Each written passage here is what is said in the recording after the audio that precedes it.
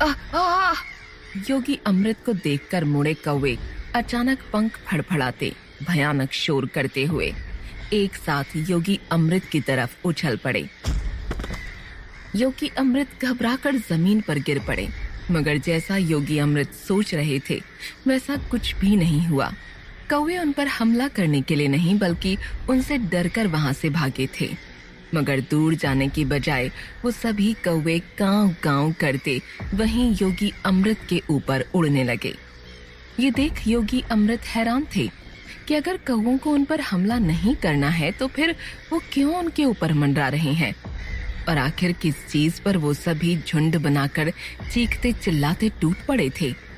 यही सवाल मन में लिए जैसे ही योगी अमृत ने अपने सामने देखा, जहां वो सभी कौवे सैकड़ों की तादाद में मौजूद थे, उनकी आंखें फटी की फटी रह गईं। सामने एक कटी फटी लाश पड़ी थी, जिसका मांस अपनी नुकीली चोंच से नोच नोच कर इन भूखे कौवों ने उधेड़ कर रख दिया था। मगर उससे भी भयानक था उस लाश के धड़ से गायब उसका सर, जो आसपास कहीं भी नहीं था। ये देख योगी अमृत और भी घबरा उठे।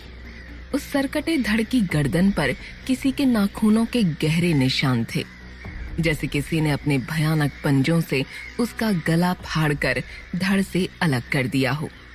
उस पर से उस लाश के फटे बिखरे सीने से उसका दिल भी गायब था, जैसे किसी ने चीर कर उसका कलेजा उसके सीने से निकाल लिया हो।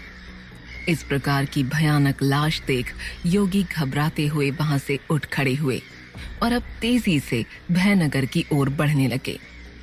अनेक आशंकाएं उनके मन को घेरने लगीं कि कहीं ये उसी महादानव कुरूप का काम तो नहीं। मगर सिर्फ एक जान लेकर शांत हो जाए वो महादानव कुरूप नहीं हो सकता, और अगर ये सचमुच कुरूप ने किया है तो भयनगर से और जाने कितनी जान लेकर वो भयंकर राक्षस यहाँ से गया होगा।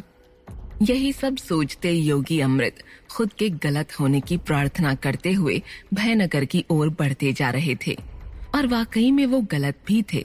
ये काम महादानव कुरूप का नहीं बल्कि उसका था, जिसने आज तक जाने कितने सीनों से जिंदा कलेजे निकाल कर चबा डाले थे। अब तक जाने कितनी ही भयानक मौतें उसके नुकीले हाथों से हो चुकी थीं।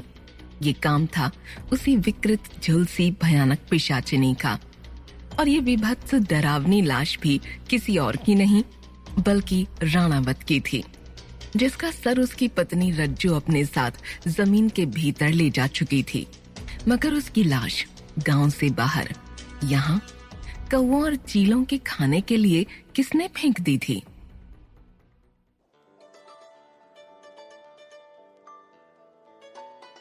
रेडियो पर बजता ये गाना भयनगर में अलसुबह खुल जाने वाली इकलौती चाय की दुकान भोला की टपरी पर बज रहा था। भयनगर की सारी खबरों को उधेड़ उधेड़ कर उनका पोस्टमार्टम करने वाली ये चाय की टपरी आज के जमाने का एक जीता जागता न्यूज स्टेशन था।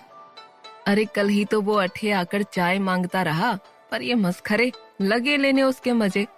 ये खास तो ये राजू था, चाय तक न पीने दी राणावत को। भोला ने राजू को लपेटते हुए कहा। अरे बस बस भोले, राजू चढ़कर बोला, जैसे तुम तो बड़ी दया की मूरत हो। खुद चाय देने से पहले नहीं मांगने लगे थे राणावत काका से अगला पिछला हिसाब, कि पहले पिछले पैसे चुकता करो फिर चाय लो। अरे गुरु अब लो मेरा ठेंगा, गया अगला पिछला हिसाब भी और राणावत काका भी। लेते रहो अब उसके आधे कटे शरीर से पैसा। कर ले बेटा तू भी मस्खरी। भोले का खाकर कौन सुखी रह पाया से जो वो राणावत रहता। देख ले के हश्र होवे है मेरे पैसे ना चुकाने का, और अब जल्दी से तू भी चुकता कर दे मेरा पिछला हिसाब, वरना तेरी पत्नी तो पहले ही खूंखार से। भोले की टपरी पर सुबह की चाय के साथ भयनगर की इस ताजा मगर भयानक खबर पर सभी चटकारे ले लेकर एक दूसरे की टांग खींच हंस रहे थे। तभी अचानक हंसते हंसते मस्खरे राजू की आंखों से आंसू निकल आए। बीड़ी का कश खींचते हुए राजू की आंखों के सामने राणावत का वो चिढ़ता सा चेहरा आ गया, जो राजू और उसकी पूरी टुल्लड़ द्वारा डराए जाने और भयानक मखौल उड़ाए जाने पर राणावत ने खींच कर बनाया था। राजू की आंखों में आंसू देख चाय बनाते भोले की आंखें भी नम हो उठीं। और अब यही हालत एक के बाद एक वहां मौजूद सभी की होने लगी। राणावत की उस भयानक हत्या को याद कर, उसकी सर कटी बीवी रज्जो की भयानक चीखें याद कर सभी के शरीर कांप उठे। अपनी और अपने परिवार की जानों की चिंता करते सभी के पसीने छूट पड़े। दरअसल टपरी पर रोज अलसुबह बिखरती इन मस्खरों की ये हंसी, गांव में एक के बाद एक जान जाने पर भी इन मस्खरों की बेफिक्री का ये दिखावा, इन लोगों ने हर रोज डर के माहौल में जीते हुए मौत के मंजर को अपनी आंखों के सामने हर रोज देखकर सीखा था। गांव के भयनगर के ऐसे भयानक हालातों में कब किसकी कौन सी हंसी, कौन सी मुलाकात आखिरी हो जाए, यही सोच ये मस्खरे रोज अपनी मौत को टालते, खुद का मन बहलाने के लिए हर रोज जिंदा होने की खुशी मनाते वो लोग थे जो अंदर से बहुत डरे हुए थे, बहुत ज्यादा डरे हुए। तभी भोले ने रोते हुए राजू के कंधे पर अपना हाथ रख कहा, राजू, राणावत की ऐसी भयानक मौत उसके कर्मों का फल था। जो कुछ उसने अपनी बीवी के साथ किया था, अपनी हवस के चलते अपनी बीवी का गला काटकर उसने, राजू, उसे उसके किए की सजा उसकी सरकटी पत्नी ने दी है। कहते हुए डर से भोले की रुलाई निकल आई। और इसीलिए तो राणावत के बच्चों तक ने उसका अंतिम संस्कार करने के बजाय उसके किए पर घिन्न करते हुए अपनी माँ के हत्यारे अपने बाप को गांव से बाहर फेंकवा उसके कटे शरीर को कौओं और चीलों की दावत के लिए छोड़ दिया। मगर अब ये कौन सी नई मुसीबत है हरिया? राजू ने परेशान हो कहा। हम सभी ने बीती रात देखा कि राणावत काका की जान लेने से रज्जो काकी को मुखिया के घर पर आए उन चमत्कारी शख्स राय बहादुर ने रोक कर रखा था। फिर किसने अंधेरे में राणावत काका की इतनी भयानक हत्या कर दी? किसने उनके जिंदा भागते शरीर से गला चीरकर फाड़ते हुए अलग कर दिया? किसने उनके सीने से जिंदा कलेजा निकाल लिया? राणावत काका की वो चीख अब भी मेरे कानों में गूंज रही है भोला, राजू ने कांपते हुए कहा। वो डर से सेहरी, दर्द में तड़पती चीख, उनका वो कटा चिल्लाता सर, कुछ बहुत भयानक भयनगर में खुला घूम रहा है भोले। इससे पहले भी चौधरी चरण सिंह की हवेली के पास ऐसी ही 2 कटी फटी लाशें मिली थीं। उनकी छाती से भी उनका दिल गायब था। कहते हुए घबराहट में राजू एक ही कश में पूरी बीड़ी खींच गया। उसके कांपते हाथ और भीगी आंखें उसके दिल का डर उसके चेहरे पर साफ बयां कर रही थी। अगर कल वो राय बहादुर न होते भोले, तो हमारा ये भयनगर अब तक लाशों का ढेर बन चुका होता। हम सभी राणावत काका की तरह अब तक कटी फटी लाश बन कौओं और चीलों की दावत बन चुके होते। पर कम से कम मेरी लाश का स्वाद तो तुम्हारी इस घटिया चाय से तो बेहतर ही होता भोले। अपने दोस्त भोले को छेड़ते हुए राजू के चेहरे पर हल्की हंसी उभर आई, जिस पर चिढ़ते हुए भोलू ने भी चढ़कर कहा, निकल जल्दी निकल, मेरी चाय खराब है ना, तो निकल। राजू की इस छेड़ पर भोले अपनी चप्पल निकालते हुए उसके पीछे दौड़ा। रुकना, अब कहाँ जाता है? अब इस चप्पल से मैं तेरे शरीर को स्वादिष्ट लाश बनाऊंगा। डर के माहौल में भी ये देख वहां मौजूद सभी के रोते चेहरों पर हंसी झलक आई थी। वहीं ये सब वहां से गुजरते टपरी से कुछ ही दूर खड़े योगी अमृत भी देख और सुन चुके थे। उन्हें अब पता था कि आखिर वो भयानक लाश किसकी और क्यों थी। पर राजू का वो सवाल उनके दिमाग में अब भी घूम रहा था कि अगर रज्जो ने राणावत को नहीं मारा तो उस अंधेरे की ओट में किसने उसे इस तरह भयानक मौत दी थी। इसी एक सवाल ने कल रात से हवेली में राय बहादुर, मुखिया चंदन लाल, भानु, केशव समेत सभी को परेशान कर रखा था। पर रानू ने उन्हें अब तक उस पिशाचिनी के बारे में क्यों नहीं बताया था? बीती रात हवेली में क्या कुछ हुआ, उस सब से अब तक रानू ने पर्दा क्यों नहीं उठाया था? क्यों कल रात से ही अब तक उसका मुंह बंद था?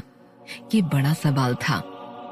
मगर इधर भोले की टपरी पर बीती रात का सारा किस्सा सुन, ये जान कि राय बहादुर ने काली शक्ति रज्जो को गलत करने से रोका था, योगी अमृत को इतनी स्पष्टता तो आ चुकी थी कि वो राय बहादुर पर भरोसा कर उन्हें महादानव कुरूप के बारे में आने वाली उस बड़ी समस्या के बारे में बता सकते हैं।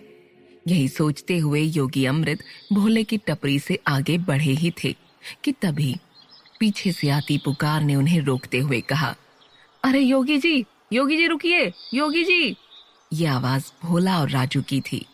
दोनों दौड़ते हांफते हुए योगी अमृत के पास आ रुके और बोले, रुकिए योगी जी, आप वही योगी अमृत है ना जो मुखिया जी के यहाँ ठहरे हैं? वो राय बहादुर जी और आप साथ साथ ही है ना? ये सुन योगी अमृत थोड़ा झिझके, मगर अगले ही पल विश्वास के साथ बोले, हाँ मैं वही योगी हूँ जो मुखिया के यहाँ ठहरा था, और हाँ मैं और राय बहादुर साथ साथ हैं। योगी अमृत की बातों में राय बहादुर के प्रति उनका ठीक होता फिर से बनता विश्वास झलक रहा था कि तभी राजू फिर हांफते हुए बोला, अरे आप कल कहाँ थे? आपको होना चाहिए था कल, आपको पता नहीं कल वो। हम जानते हैं, योगी अमृत ने बीच में ही टोकते हुए कहा। राजू ने हंसते हुए भोला की पीठ पर हाथ जमाते हुए कहा, देखा मैंने बोला था ना कि योगी जी भी कम नहीं है। यहाँ नहीं होते हुए भी देखा, इन्हें सब पता है। जरूर योगी जी ने अपने मंत्रों से सब कुछ देखकर राय बहादुर जी की मदद की होगी। राजू की ये बात जैसे योगी अमृत के सीधे दिल पर चोट कर गई। आत्मग्लानि और शर्म से उनका सर जमीन में गढ़ा जा रहा था।